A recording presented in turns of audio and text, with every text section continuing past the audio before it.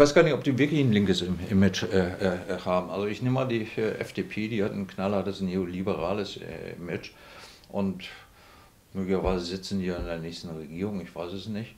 So, und mit Westerwelle als Außenminister, das wird schon sehr viel Krawall mit sich bringen.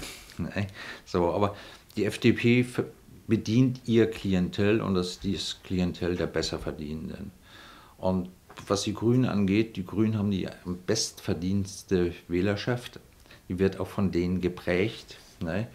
Natürlich kann Trittin, wenn er auf den Knopf drückt, sofort ein linkes Vokabular abspielen, weil er immerhin mal Mitglied des Zentralkomitees des Kommunistischen Bundes KBW, also Kommunistischen Bundes West.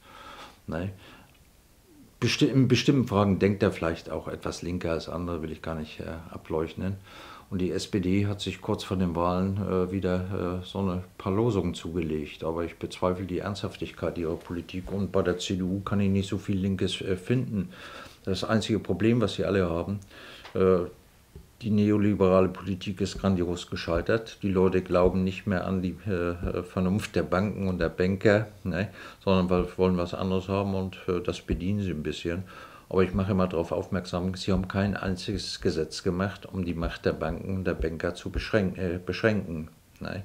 Nur drüber reden bringt nichts und man muss dann schon zu einer Gesetzgebung kommen.